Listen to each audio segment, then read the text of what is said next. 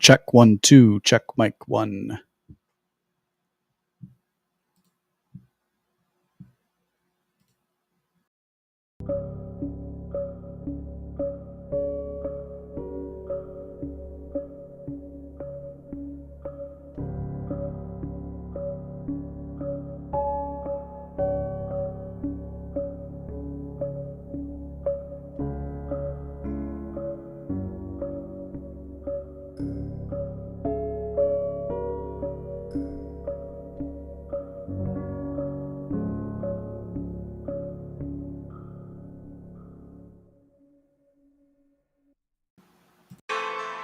Warning.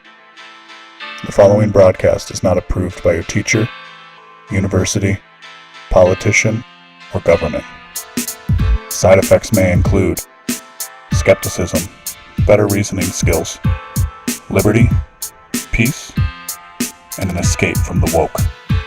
Welcome to the show. I am your host, LB Muniz, and this is the Been Awake podcast for better sense making.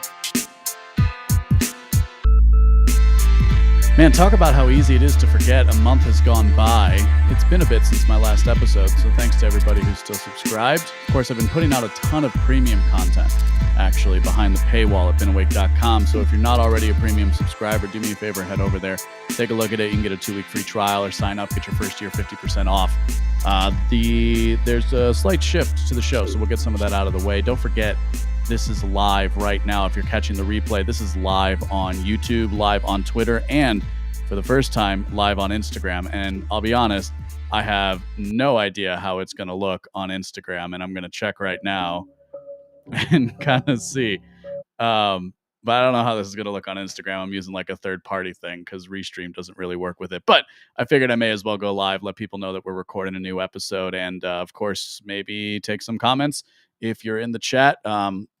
I don't know that I'll be able to get them all from Instagram. But anyway, we've got 3 stories that I want to cover, and that kind of goes with the different shift in the show. So far, the show has been like I do the writing, and then I talk about what I write about. And well, things are getting busier for me, and I still love doing this podcast. And so I'm going to do what everybody else does and read things that other people write. And that's not to say I won't write anymore, but it is to say I'm going to start using more news stories to basically give you guys the information you need to better understand the news cycle, because that is truly speaking what I'm passionate about, in addition to my natural exploration of philosophy. As it relates to doing this show, I want to give you, the listener, the viewer, a perspective on things that you're not going to hear elsewhere, something that diffuses the rhetoric that we hear on cable news, on Twitter, and elsewhere. And, hopefully a perspective that gives you a greater and deeper insight into the world that we see around us. So for that, you can kind of see very, very clearly in the episode title what we're going to talk about. We're going to talk about Elon Musk, we're going to talk about Ukraine, and we're going to talk about abortion. So specifically, we're going to talk about the fact that Elon Musk is saying that he's going to buy Twitter, and it looks like the deal is going to go through. We're going to talk about the recent government funding of the war in Ukraine and how we've all but declared war on a country like Russia, which should give everybody pause if you care about peace in the world. At this show, we care about peace in the world. And finally, we're going to talk about the raging white-hot culture war issue of abortion. Of course, in recent news, in case you haven't heard, there was an unprecedented leak from the Supreme Court, from the SCOTUS, that said that they are planning to overturn Roe v. Wade. And so we won't necessarily get into the nitty-gritty of the legal decision of that. There's other places you can go, but there's a few angles that I want to take talking about that in terms of the broader culture war. So without further ado, let's jump right into it. First story tonight, guys. I want to talk about the war in Ukraine. And I want to hit on a few different points. So one of the first points that I want to hit on is actually something I initially put out in a tweet, which was like, so our oligarchs are upset with their oligarchs. Now, you've probably, if you've paid any close attention to the news cycle at the moment, you would have heard something about Russian oligarchs. And in fact, it's been a very big talking point of the Biden administration, how they want to make the Russian oligarchs feel pain. Right now, who are these people really? So as far as I know, and if I get some of the history wrong, please feel free to correct me. But as far as I know, these Russian oligarchs are, maybe former mobsters, or really just people who sprung up in the collapse of the Soviet Union as business moguls of a kind. So they controlled different industries and they became very, very powerful as a result. And then as you see Putin's rise to power in conjunction with that in Russian politics, you start to see them, you start to see basically Russia go from this, almost this land without a state, right? Because the collapse of the Soviet Union was so instrumental to the end of the 20th century and the beginning of the 21st. And we're really, I think, you can almost look at the situation and say we're starting to deal with those ramifications now. The same way in which you might look at the Middle East and see that we're dealing with the same ramifications in the breakup of like the Ottoman Empire and later the British Empire as well. But so we hear a lot about these oligarchs in Russia. And of course, we hear a lot about how they have big yachts and and they like expensive things and they do expensive things all the time. And what's very interesting is the way the US government has been highlighting those people in particular, right? Not the standard Russian person who got kicked off of Instagram or wasn't able to use their Netflix password anymore, or wasn't able to go to McDonald's or whatever it was. Not the regular everyday people, right? We have to focus on the oligarchs because these oligarchs are supposed to be the baddest of the bad, I suppose. And for what reason? Well, I guess because they're rich, and they're rich non-Americans who don't do the will of the American government. Now, don't get me wrong. I mean, I'm sure you could, if you wanted to run me through each of the people, I'll be like, yeah, that guy sucks. This guy's bad. This guy's bad. But what I tweeted out, and this was gosh, all the way probably back in March, was something to the effect of that, oh, our oligarchs are pissed off at what their oligarchs are doing. Got it. And if you're wondering who our oligarchs are in the United States, well, I mean, you can look at it a few different ways. You can really, in the United States, we don't have as much of the well, it's not quite as obvious, I suppose you could say, who the actual influential oligarchs are. Certainly, you can point to some people, right? And you can just look at like the richest people in the world, see which ones are American. And I think you can rightly consider those people oligarchy. We did a very deep dive into the conversation between Oprah and what's her face? Meghan Merkel, formerly Meghan Merkel, now like not even a princess, but still kind of a princess, which is interesting. These people all run in the same circles, right? It was a free interview, but of course they were promoting their launch on Apple TV of all the projects that they were working on. And what I wrote in that piece that I wrote back then, as I said, O is for oligarchy. So we understand. So if we don't understand, let's say what the word oligarchy means. Oligarchy means rule by a few. So you would have democracy, demoarchy, rule by many, monarchy, rule by one, oligarchy, rule by few. And in fact, I would argue, historically speaking, we always see a rule by few.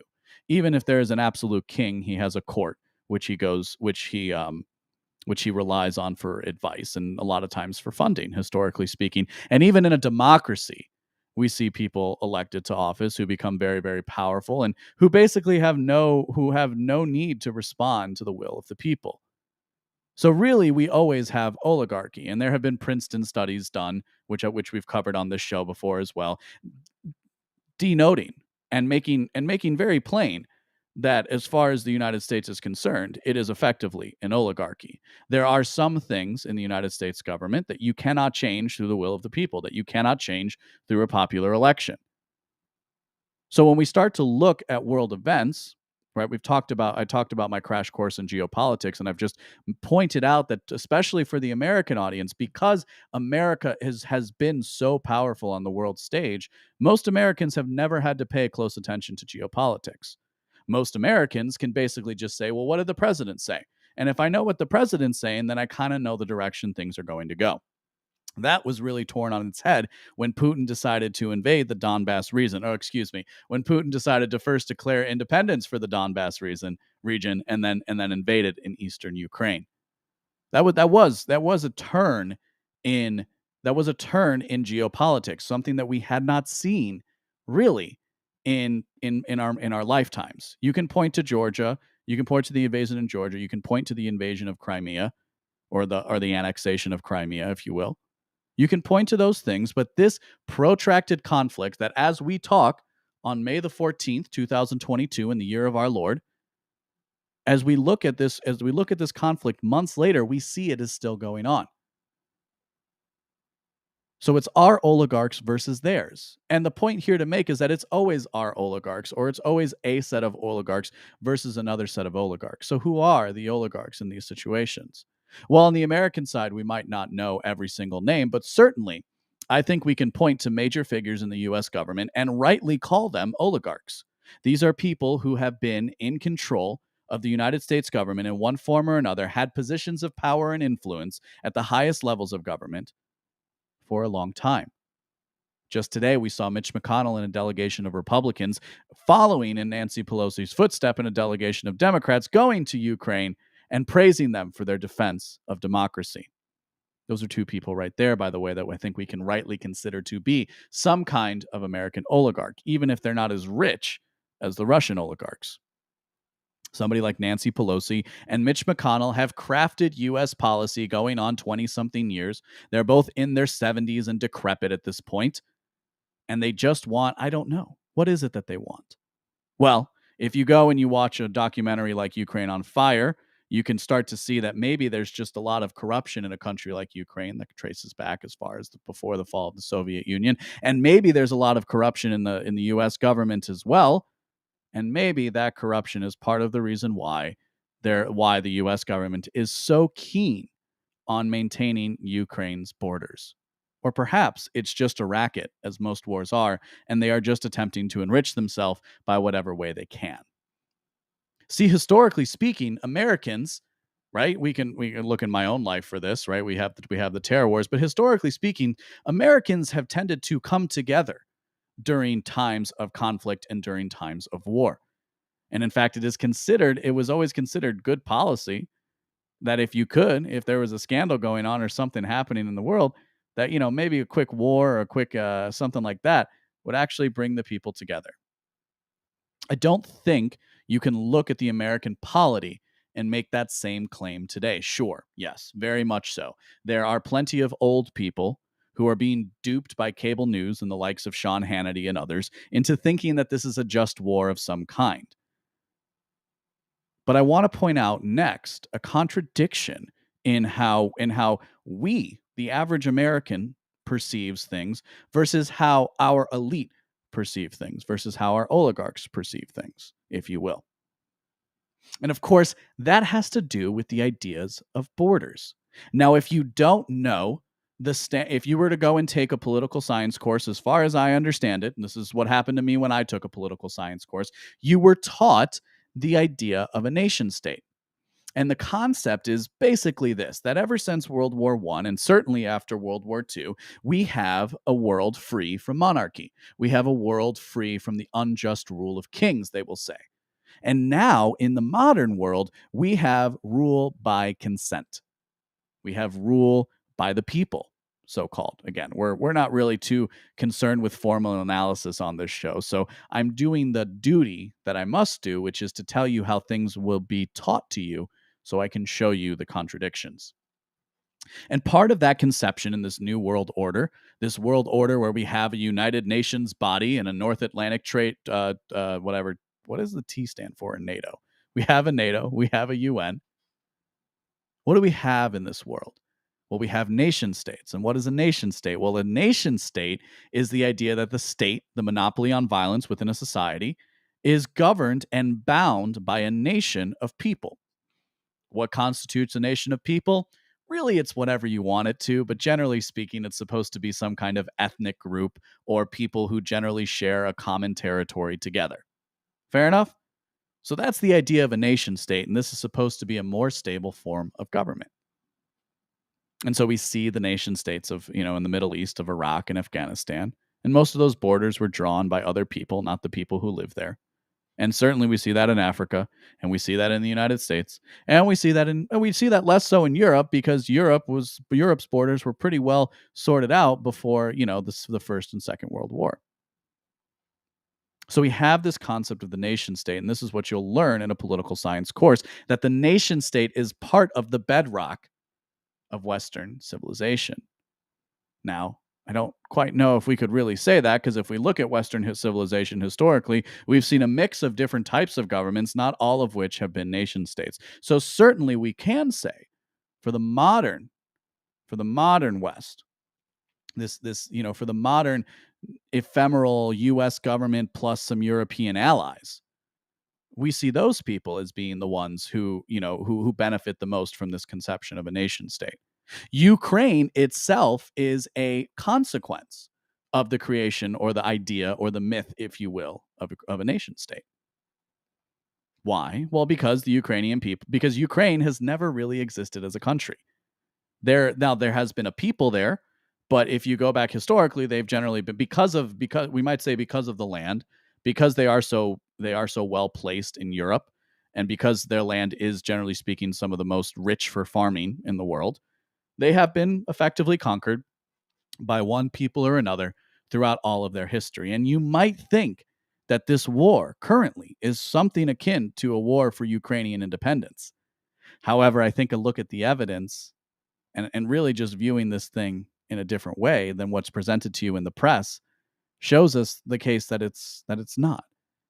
And for that, I want to divert from the Ukrainian border, from the border between Ukraine and Russia, and I want to go to the border between U.S. and Mexico. Well, that might seem like a stretch at first. How are we going to talk about these two things in the same way? Well, the reason is this. If we look, we see very clearly that politicians in the US, broadly speaking, despite the stamping of the feet of some people, don't really care about illegal immigration. They just don't. And in fact, for a long time, most Americans outside of the border states didn't really care about illegal immigration. It's never been a particularly important issue. Now, one thing that I should do some homework on so I can give you the citations for it, but just again speaking from my memory today. See, I remember growing up the whole concept of borders and the whole concept of people crossing the border had a lot to do with them making it safely somewhere inside of the United States.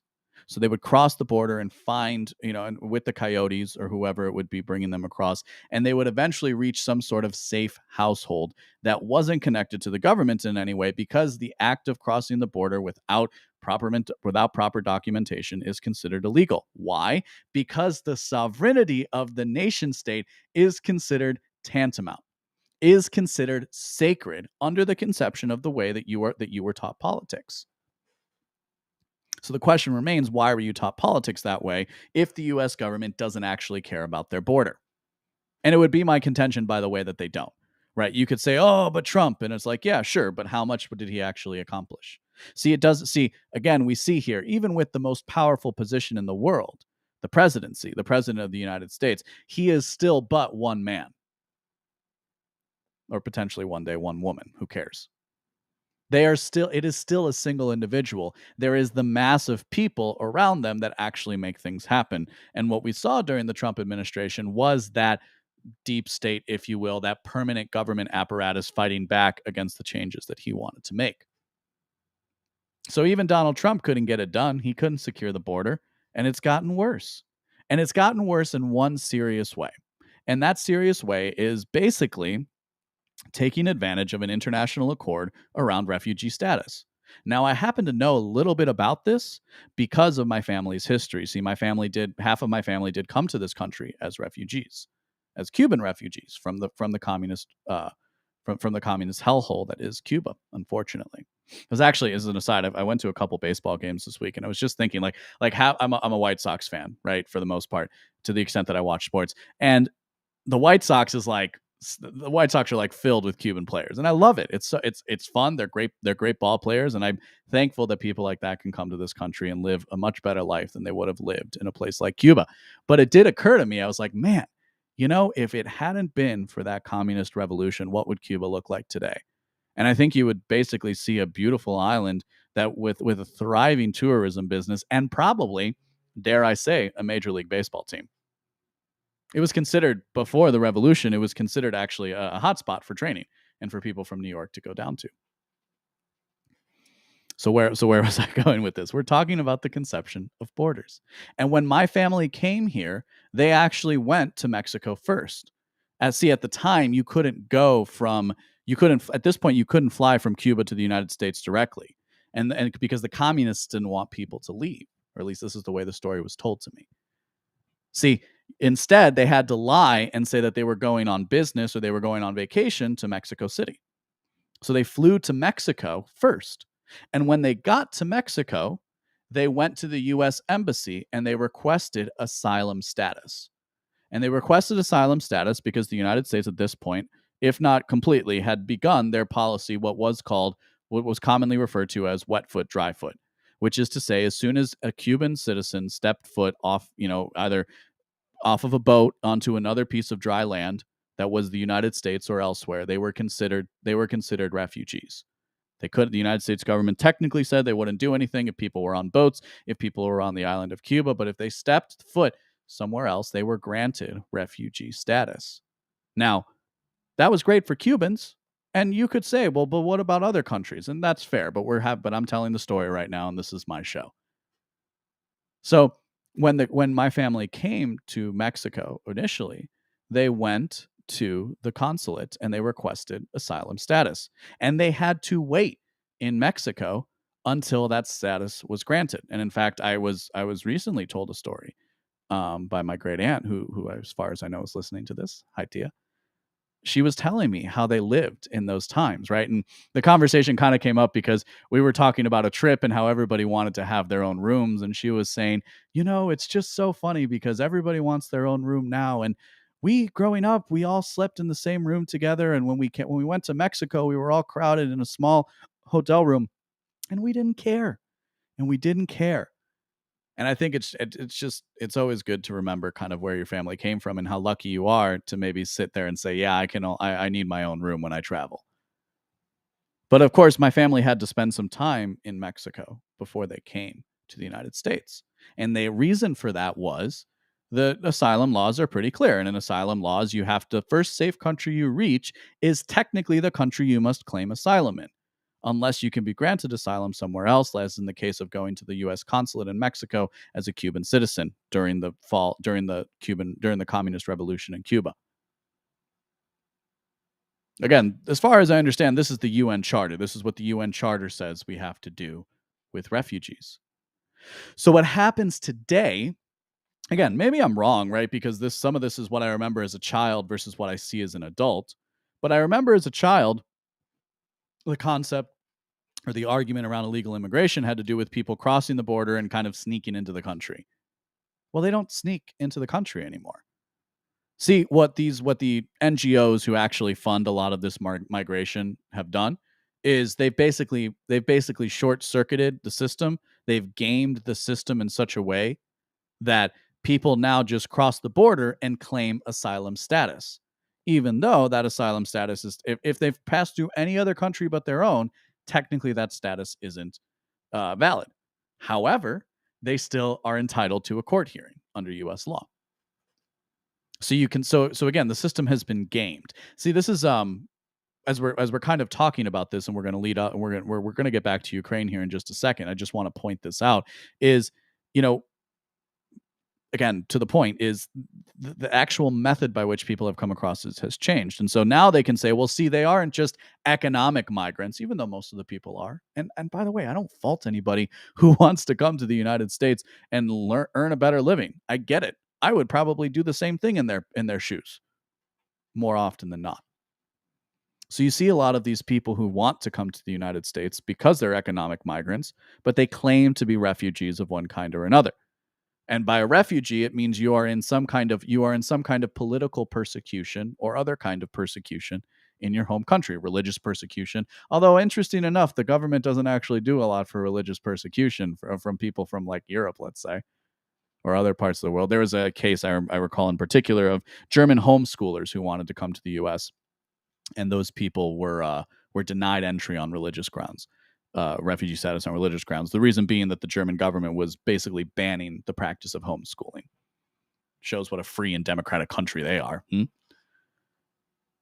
So we're talking about the U.S. border, and we're talking about how things changed, and it's a very common rhetorical talking point on the part of Republican politicians who don't actually care about the border to say that we need to secure it. And of course, I do believe that the average conservative, your average America First, right-wing, mildly constitutional person probably doesn't. Some people will disagree with me, and I get why they are, but for the most part, they don't actually care too much about having an immigration system in the U.S. They actually think it's probably okay that people want to come here, and that immigration in a certain form is fine. You see, immigration was turned into a wedge issue because it benefits the elites. Even somebody like Milton Friedman pointed this out as far back as the 80s in his Free to Choose series. He said back then very clearly that illegal immigration benefits two groups. It benefits the political class, and it benefits the big corporations who need cheap labor. And of course, if you're an illegal immigrant, you're going to work for cheaper labor because you don't have legal recourse to make sure that you're paid a certain amount. Also, immigrants tend to work for a lower wage because they're used to a lower standard of living. So, and I've talked about this. I was interviewed by Carlos Abelar before. Shout out Paloma CBD, Paloma Verde CBD. But him and I were supposed to talk about it and the immigration, and then we never did. So I guess right now I'll just say quickly: there's two different. There's a game being played with these migrants, and I don't fault them for being victims of that game. The same way I really don't fault the average low information voter for getting swept up in the race of American politics. See, there are coordinated efforts between non-governmental organizations and rich and powerful people who want to see a steady stream of immigration come into a country like the United States of America because it helps destabilize the country. And again, I'm not trying to denigrate the immigrants here. This is just the reality of what happens when you put people from different cultures together in the same land. And isn't it interesting how that concept goes in that's in stark concept to the idea of the nation state that I kind of pointed out to you earlier, that you're going to learn if you go and take a political science course. So as a piece of better sense making, let's not look at the borders drawn on the map as the governments want us to have it. Let's look at people's actions and say that right there is where the border is. So here's the question, ladies and gentlemen of the jury, ladies and gentlemen of the Been Awake crowd. What borders are we defending today? What borders are the United States government defending? Of course, they're defending the borders of Ukraine. They're defending the borders of Ukraine between Ukraine and Russia. Why? For the same reasons why we defended the borders of what was that country? Kuwait against Iraq. Why we deposed the leader of Iraq and Afghanistan and instituted our own governments that fell. Our own government, by the way, in Afghanistan that fell almost immediately after we left. We're defending the borders of Ukraine because Ukraine is willing to play ball where Russia won't. See, because our elites, our oligarchs have certain things they want the world to be doing right now. And Ukraine is more than comfortable in doing so. Now, you notice here, we're not getting into the specifics of the war. We're not getting into the nitty gritty of who's doing what, who's doing worse things in terms of war. Why? Because it's war. And it's something that a good government should be preventing. And given that the United States government has said, and I have the article right here. This is one of the most recent things that's come out. Actually, you know what? I want to do this first. So I have this from the Department of Defense, defense.gov, since June 2021. Interesting that that's before the actual invasion, isn't it? Since June 2021, the Department of Defense has held, and the U.S. government has provided Ukraine over 1,400 Stinger anti-aircraft systems, over 5,500 Javelin anti-armor systems, over 14,000 other anti-armor systems, over 700 Switchblade tactical unmanned aerial systems, 90 155 millimeter howitzers, and over 200,000 155 millimeter artillery rounds. A howitzer is an artillery weapon. 72 tactical vehicles to tow 155 millimeter howitzers, 16 Mi-17 helicopters, hundreds of armored high mobility multi-purpose wheeled vehicles, 200 M113 armored personnel carriers, over 7,000 small arms, over 50 million rounds of ammunition, 75,000 sets of body armor and helmets, 121 Phoenix Ghost tactical unmanned aerial systems, laser guided rocket systems, Puma unmanned aerial systems, unmanned coastal defense vessels, 17 counter artillery radars, 4 counter mortar radars, 2 air surveillance radars, M18A1 Claymore anti personnel munitions, C4 explosives, demolition for obstacle clearing. By the way, have you noticed that they stopped providing the count as we go lower on the list? Probably, if I were to guess, because that number is so much greater than the 50 million rounds of ammunition that they're talking about above. C4 explosives and demolition equipment for obstacle clearing, tactical secure communication systems, night vision devices, thermal imagery systems, optics, and laser range finders, commercial satellite imagery services, explosive ordnance disposal protective gear, chemical, biological, radiological, nuclear protective equipment, medical supplies to include first aid kits, electronic jamming equipment, field equipment, and spare part, all so that Ukraine can protect their borders. All so that Ukraine can protect their borders. Now, you might say, well, migrants coming up are certainly categorically different than an army crossing a border, and I would agree with you. But again, as I've already pointed out here, the modern story of immigration is not the myth of Ellis Island. It just isn't. That doesn't mean that the individual person who says who lives in poverty, let's say, and really they don't actually live in poverty, because a lot of times this costs them money. So these are people who raise a few $1,000s, maybe more, so that one of these groups will take them up through the border. And we know that the UN is giving them money as well, right? Because the UN did this in the European migrant crisis, which was a result of the US government's war. And it's fair to say that some of the Central and South American immigration that we're seeing is also an effect of US government policy. But see, the difference between Ukraine and our southern border is that the US government does not consider the southern border the sovereign territory of the United States. Why? Because the US government, for as long as we've been alive, as long as I've been alive, has considered the world their borders, has considered the world to be their petri dish with which they can play political games, with which they can engage in corruption and other methods so that they can enrich themselves. Let's not forget why they tried to impeach the former president Donald Trump was because of corruption in Ukraine. See, I don't actually think it's an accident that happened. See, I actually do think there's been a lot of corruption between high levels of the US government and the Ukrainian government, and a lot of people have gotten rich as a consequence. A lot of our oligarchs have gotten rich as a consequence. And what do we say our mission is? I actually, just today, I got a text message from a friend. I got a text message from a friend who was at the graduation ceremony, I guess, at the University Madison, Wisconsin. So these were comments made by the U.S. ambassador to the end that Ukraine is fighting for U.S. democracy, that Putin is scared of freedom, food and gas is expensive because of Putin, and climate change is causing food shortages. This is the line the people at the top are trying to feed to those of us at the bottom. And the problem is we have other methods of sense making to where we understand just how big of liars they are. And I say that's a problem, by the way, not because I want them to be right, but because it means they're going to have to turn the screws on those of us who disagree soon enough. So what is it that so most recently, right? There was $40 billion, I think is the number now, that we're actually sending to Ukraine. We're rebooting some Lend-Lease program from the World War II that we used to defeat the Nazis. Ironic, isn't it? Because part of the reason why Russia invaded Ukraine is because of their own Nazis.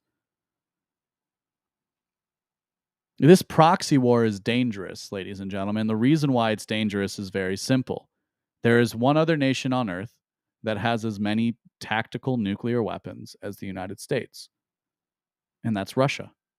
China as well, but China technically has more hydrogen bombs, which are even worse than nuclear weapons, if you can believe that.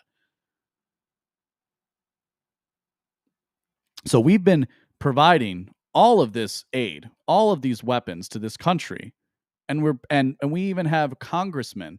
We had the majority leader in the House, so the top Democrat in the House of Representatives, saying that it's a problem that Republicans have wanted to hold up these spending bills because we are at war. And I ask, as an American who cares about the Constitution, where is that declaration of war? Of course, it'll never come because they don't care about the Constitution and they don't care about the borders of the United States. We see this in their actions. They're willing to spend billions of dollars in a country that is of no concern to the United States. Why? Because the nation state is supposed to be sovereign. So who's the one who says the nation state is sovereign? Well, it's the United States. And so now we see why we're defending the borders of Ukraine. We're defending the borders of Ukraine because to have them fall would be to challenge the authority of the United States, to challenge, and not even the United States, right? To challenge the authority of the United States government that has waged war since the fall of the Soviet Union across the world. That is the reality of the world that we've lived in. And that is why I say the borders you defend are your external borders. This is really, by the way, a new level of proxy war. This is the most advanced proxy war that we have seen in recent recent history. And in fact, Defense Secretary Lloyd Austin said recently that the US's goal in Ukraine is to see Russia weakened, so it no longer has the capacity to invade its neighbor. Do you understand? Probably not, because I barely do. I don't think any of us quite understand just how much it would take to actually create a system, to create a world in which Russia is so weakened that it can't invade its neighbors anymore. See, I suspect that while the Russian army probably isn't in the greatest of shape, that there's probably a lot more they can do. And certainly there's a lot more ordnance that they could launch into Ukraine if they really wanted to decimate the population. But where do you get this sort of analysis? You don't get it on NBC, ABC. You're not seeing the boomers of the world quite grasp this message because they don't quite understand the world being different. See, I like to talk about cracks in the foundation, and that foundation is the post-World War II order that we have all benefited from in our life. My essay about the post-libertarian moment had a lot to do with this as well. And if you look closely, you can see these cracks in the foundation, and this is one of them. Make no mistake, the Russian-Ukraine conflict is one of those cracks in the U.S. government's ability to wield their power across the world.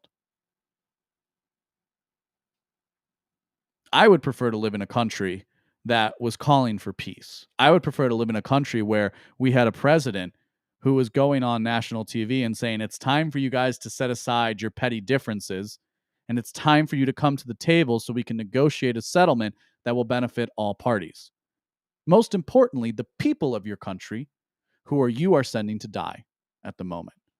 Instead, our government is arming one side of the conflict against another in what they have said. This is another quote I have here.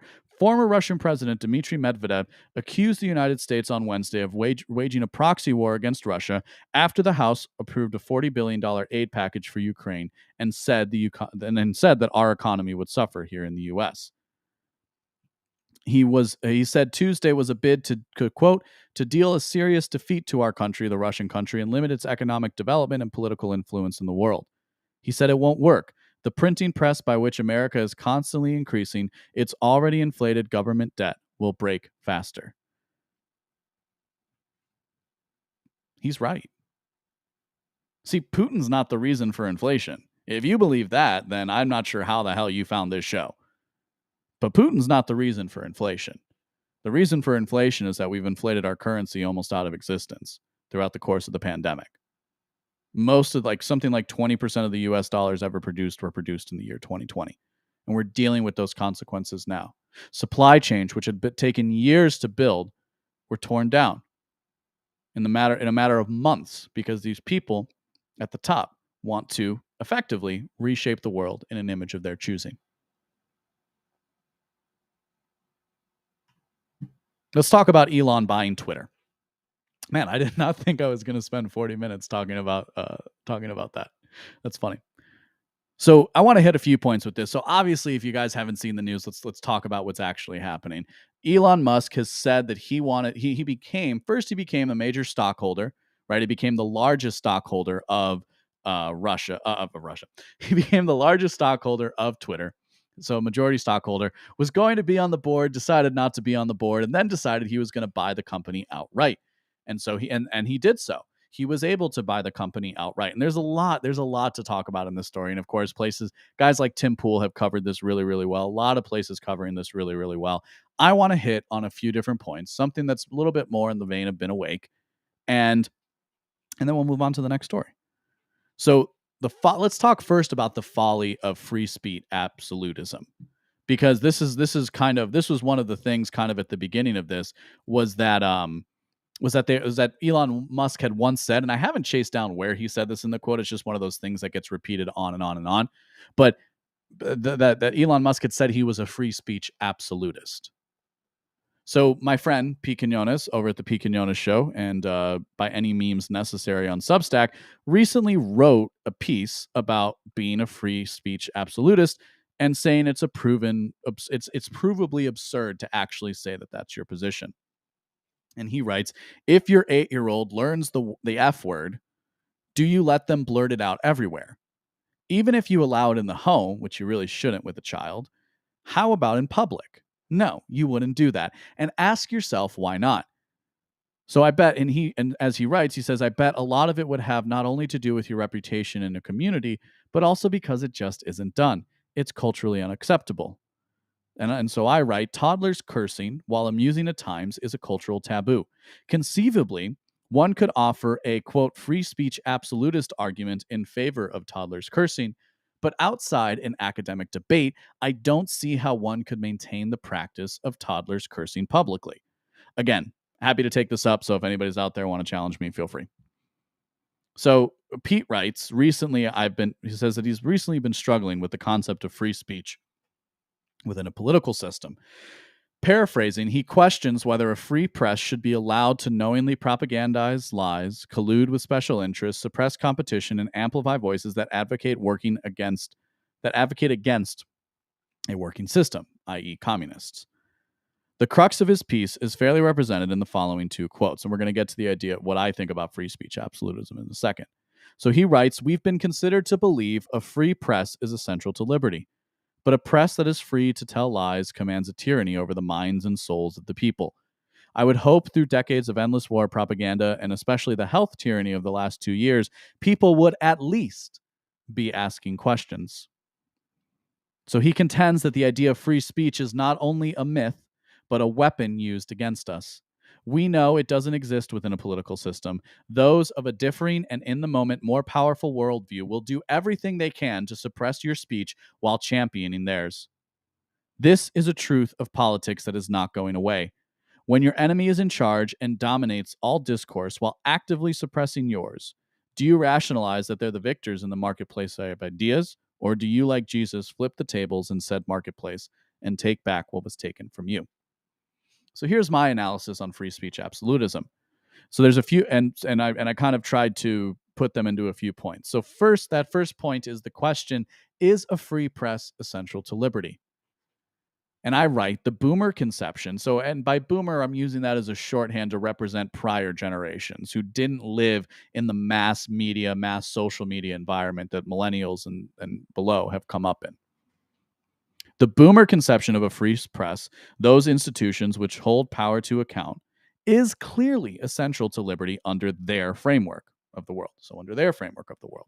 Clearly, though, the corporate press, or mainstream media, as we often refer to them, does not actually take this form. So the CNNs and the Fox Newses of the world aren't a free press. They're a corporate press, and they're a press that's based upon access. Most of the journalism that you see on TV is predicated, and you can Cheryl Atkinson, the reporter who eventually had to go out and do her own thing because she was being silenced by major organizations, talked about this very well. The concept is access journalism. So the journalism is not about holding people to account. The journalism is about having access to people at the top. And as you might imagine, if you piss those people off, they're not really going to be too willing to take your call anymore, as you might imagine. So the mainstream media does not take this form, but they use the cudgel of free press, rhetorically speaking. They call themselves the free press, to chastise regular Americans who despise their elitist and chaotic left-wing perspective. To answer the question directly, no. A free press is not essential to liberty, and certainly the formal appearance of a free press, that is to say, what we have in the United States, we have the formal appearance of a free press where the media is privately owned, so to speak, does more to confuse the average citizen when trying to understand the ideological games being played across cable news, newspapers, magazines, Twitter, and so on. So the second point, is free speech a myth?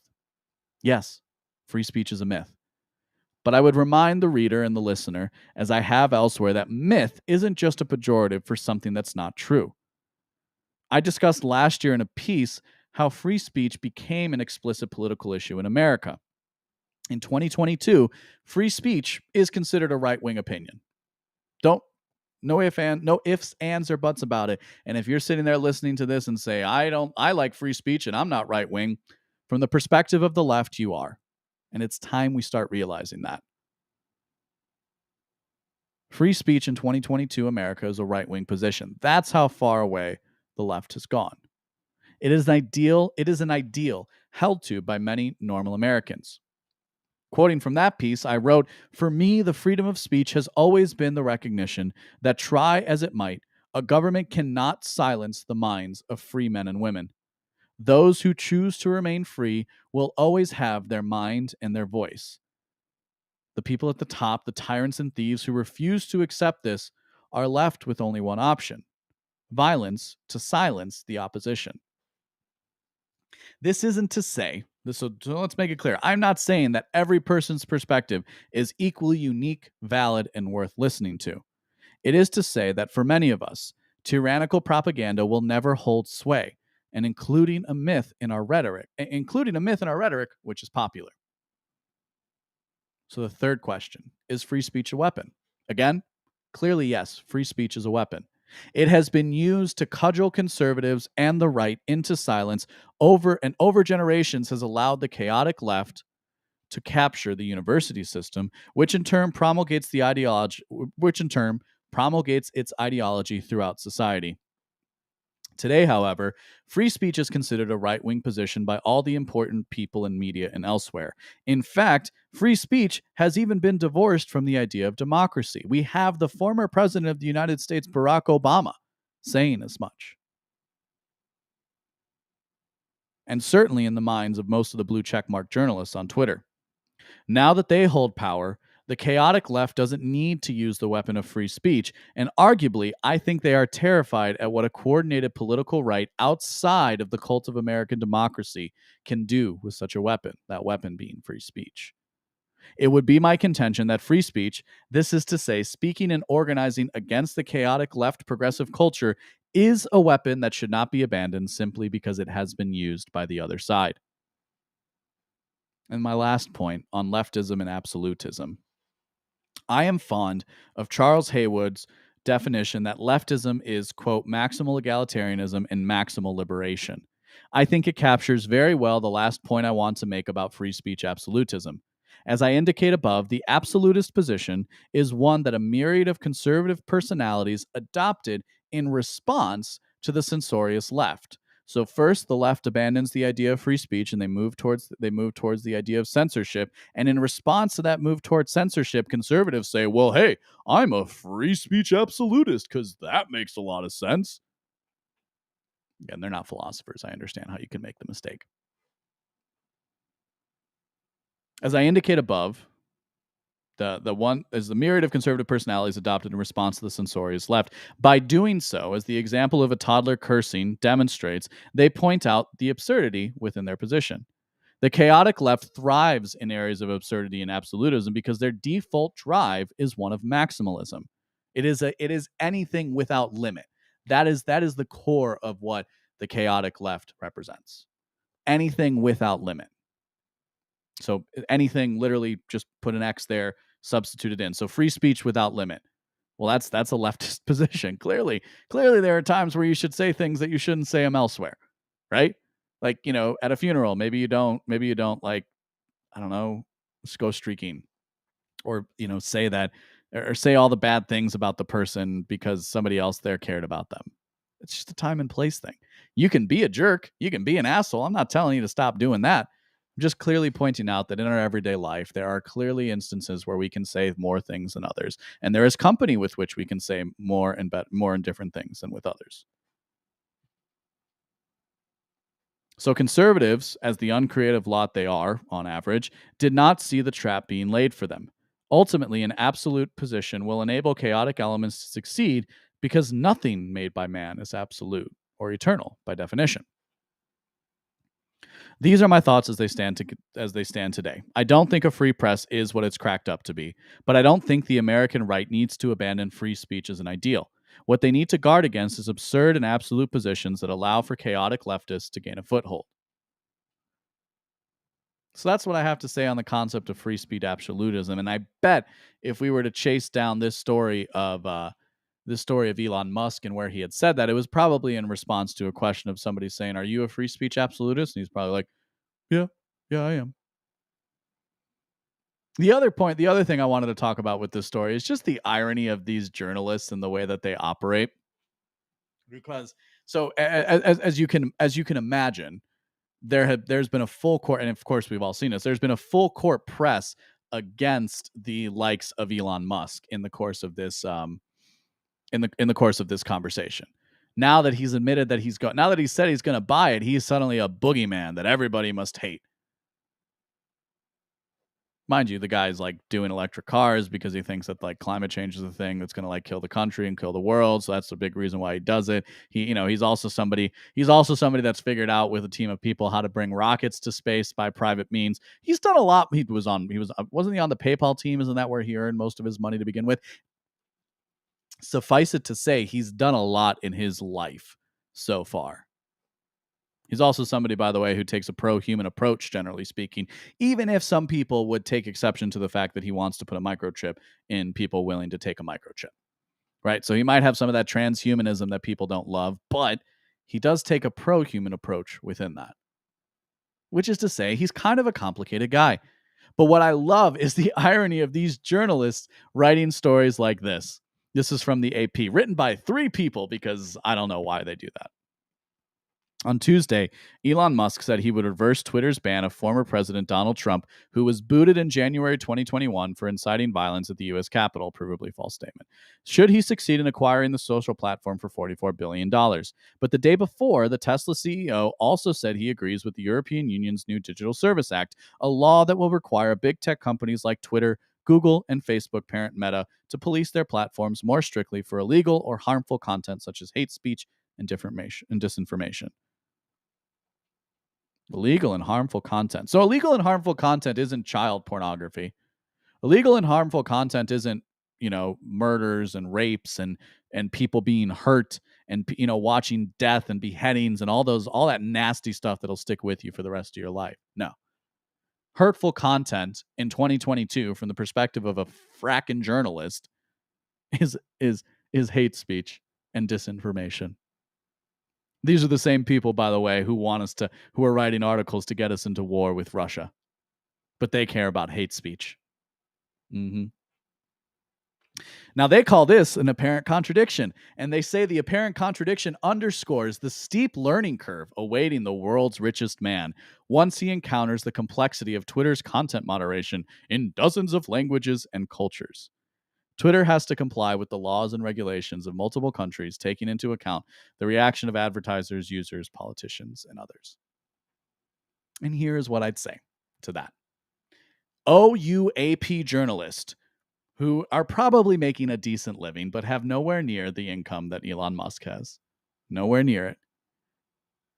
Why do you expect that he hasn't thought of this and he just hasn't talked about it? Well, you think that the reason why you think that way is because you fall victim to what I refer to as the egalitarian delusion, where you believe, probably because of some Rawlsian notion that you were taught in undergrad, you believe that one person is exchangeable for another. That really Elon Musk just got lucky. Had nothing to do with his upbringing, nothing to do with his intelligence, nothing to do with his hard work. That he really just got lucky. That's just dumb. Honestly, I find it to be such, and it's prevalent. It's so prevalent through our society, and the media perpetuates it so well that you don't even realize it when you see it. But like, these are three people. Three people had to get together to write this story. One person couldn't even do it alone. Mind you, I've said one person isn't enough. There's always people behind them. And so what Elon Musk can obviously do is bring some of the best people in the world to bear to make sure that they comply when the takeover of Twitter happens. And if moreover, because what they really do in these situations is they demagogue, right? They create a rhetorical battle that doesn't actually have any bearing on reality, and it's meant to influence your emotions, because most people don't think, they feel.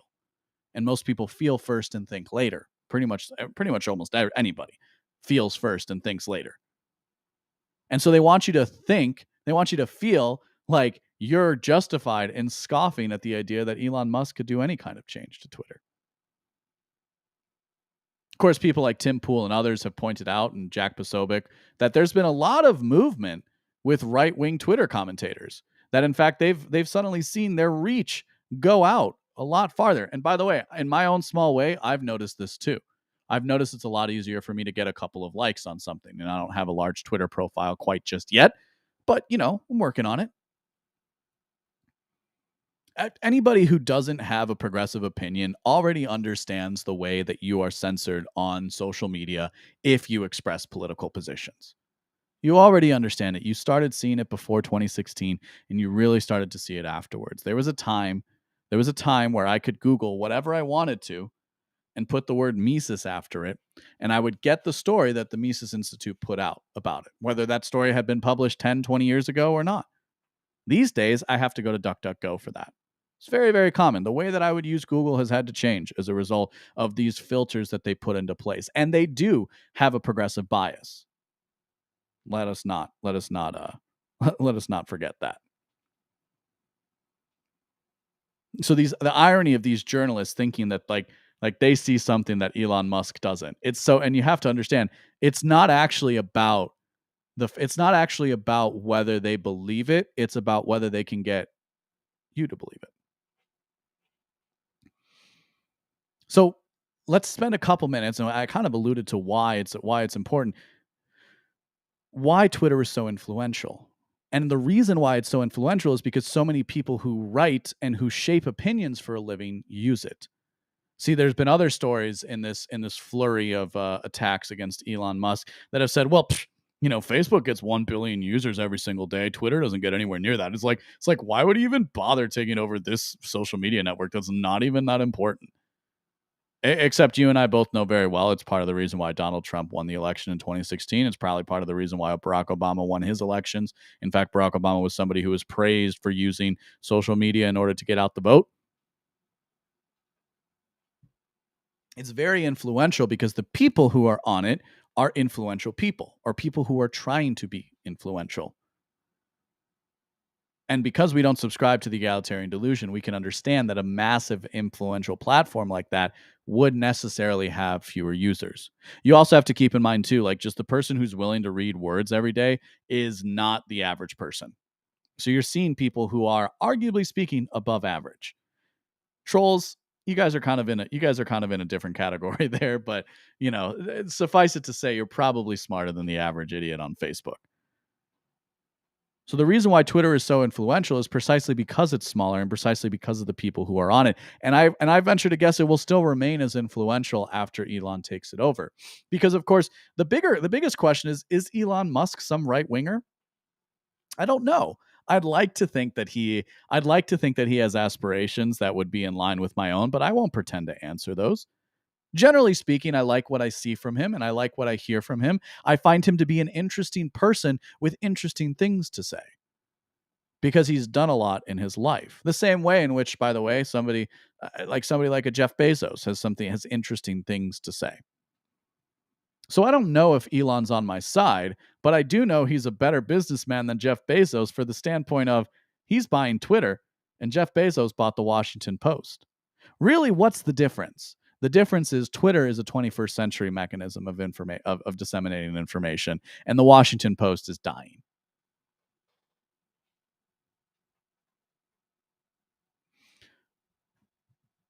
Do you want to talk about abortion? I think we might go quickly through this, but I did want to get these thoughts out there, but kind of before the news cycle shifts again off of this. So if you haven't seen the news is that there was a recent leak from the Supreme Court. This is very uncommon. I think it's happened like a couple of times in U.S. history, but it's really not that common for there to be a leak from the Supreme Court, and certainly not a leak of an entire opinion. And what this opinion does is it overturns Roe v. Wade. Roe v. Wade was the U.S. Supreme Court decision that claimed through the 14th Amendment that I believe it was the 14th Amendment, that there is an inherent right to privacy, and that right to privacy included a woman's right to get an abortion. And so therefore, it instantiated as a matter of federal law abortion across the United States, ending the life of a baby in the womb, or a fetus, doesn't matter, still life. I don't think there's a bigger wedge issue in America than abortion. Immigration's another one we actually kind of talked about. We talked about one of the other big ones. And I've always said these wedge issues serve the cult of American democracy. They serve this cult that endeavors to create a system in which people are arguing with each other and not paying attention to the people at the top. And abortion has been and will continue to be one of these big issues. And so that leaves open the question of why. And I'm going to try to answer that a little bit today. But first, I'd like to, first, given that this is my show, given that this is such an important topic, I feel, and given that I don't talk about this issue a lot, I feel it's incumbent upon me to share my perspective. Now, in general, I do not like talking about the abortion issue with people. And the reason why I don't like talking about it is because it is precisely one of those issues where the moral framework is completely divided. There's no more, there's really no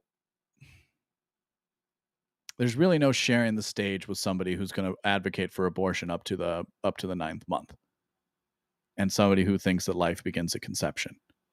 Those are two completely different. Those moral frameworks have such a gap between them, you could create a new ocean. The moral frameworks at play behind those. And it's done that by design. And so I don't like to talk about abortion for that reason. And because people feel the need, because this is one of those wedge issues of the cult of American democracy, because this is one of those things that if you're a citizen in the know, you must have an opinion on this. It is one of those issues that people will argue with you about ad infinitum. You can ruin a dinner if you start talking about abortion, if you're in mixed company. We've all experienced this, I'm sure, on whatever side you fall on. I've always said that about abortion. I've also, by the way, always said, when in doubt, let a woman talk about it. See, I'm not going to give somebody the benefit of dismissing my opinion just because I'm a man. No, I'll go find the strong women I know in my life and elsewhere and in public life who do just as good, if not a better job, talking about this issue of abortion. Because if you say it's a woman's issue, fine. I have an opinion, but I'll let other people talk about it. Now, again, this is my show. So if you're here, you're interested in my opinion. So I will talk about it within this context. But I would be a little reticent to, let's say, accept a debate proposition on the subject of abortion. Again, I probably take it, given that I'm trying to do this public intellectual thing. The point stands. In general, I've always kind of in my everyday life, right? In my everyday life, I try to refrain from having the conversation with people who I disagree with. And if I'm going to get into that conversation, I'm looking for people I can ally with so I can make sure there isn't the perception that this is just a man talking to a woman. Again, I recognize the differences between men and women, so why wouldn't I Why wouldn't I do something like that? But what I've always said about abortion has very little to do with what I've always believed. And what I've always believed is that abortion is murder, or at the very least, killing. Again, as I said, whether you call it a fetus or a baby, you're still ending a life.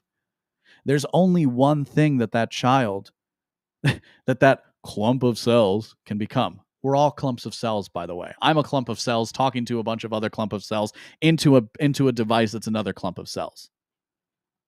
We're all clumps of cells. Cells are the building blocks of life. I've never believed that abortion is right. You could potentially, I suppose, justify it in those rare instances that people always like to bring up, but I don't think that those rare instances need to be a matter of policy. So I've always believed abortion is wrong.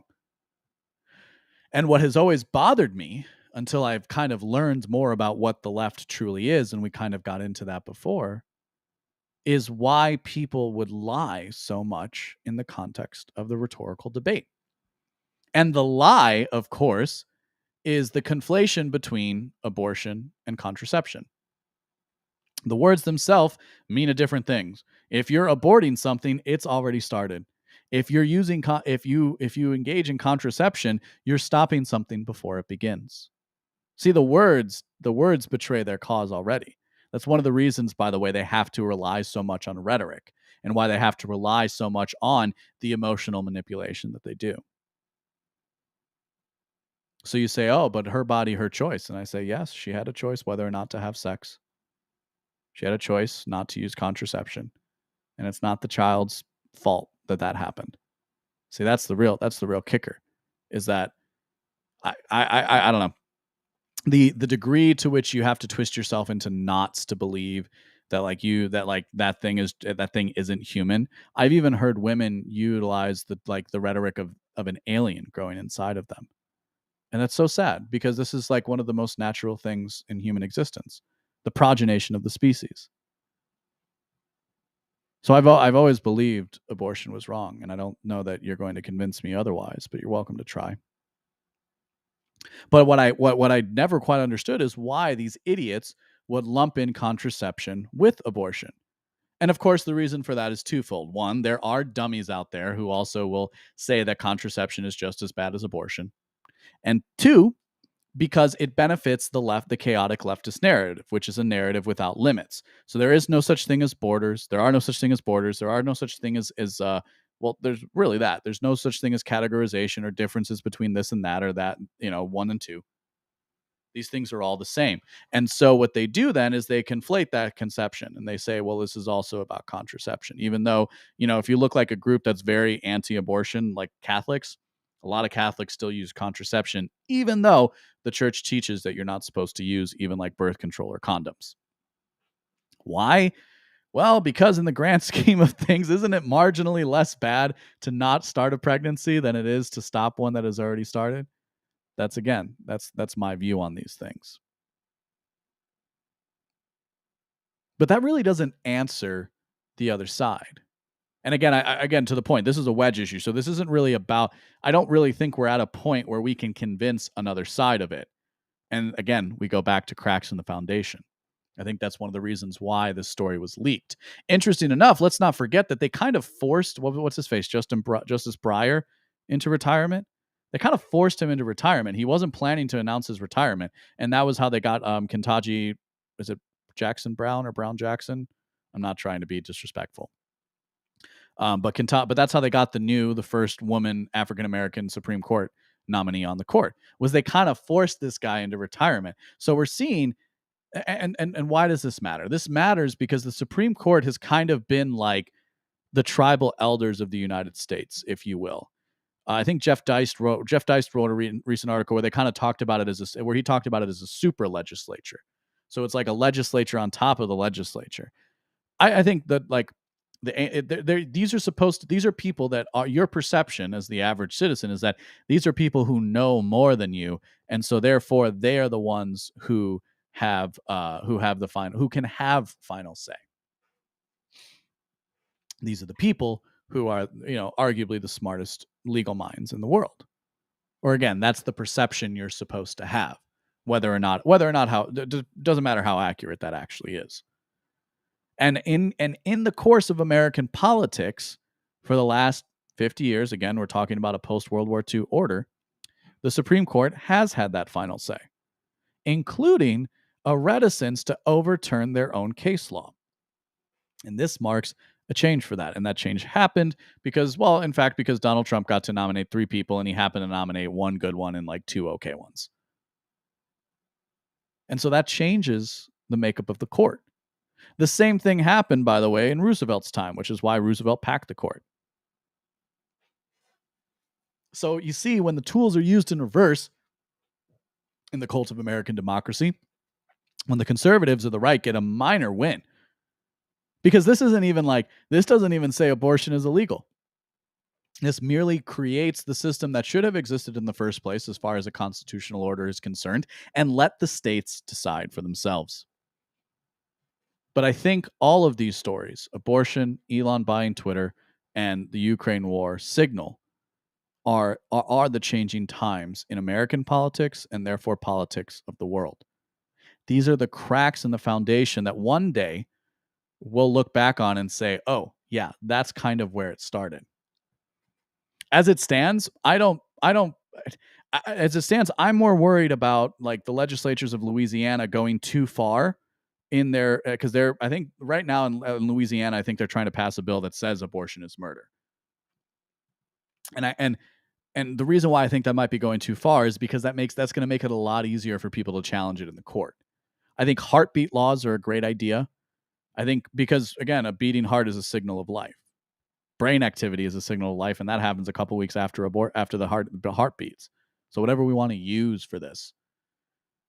I think if the conservatives go a little too far, they're going to find themselves in federal court, and you're going to see a Supreme Court that overturns an overturning of a ruling. It's possible. Again, that's just kind of where, as I sit and as I see, that's where I see things are. That's where I see things as they are. That's kind of where I see things going. Well, I hope you guys liked today's show. It was fun, and hope you like the new format. There's going to be, and don't forget, go to beenawake.com. Find me on social media at the LB Muniz.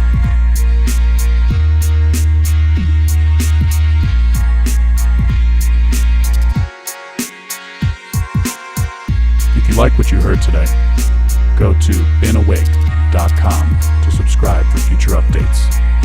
My name is LB Muniz, and I am not one with the woke.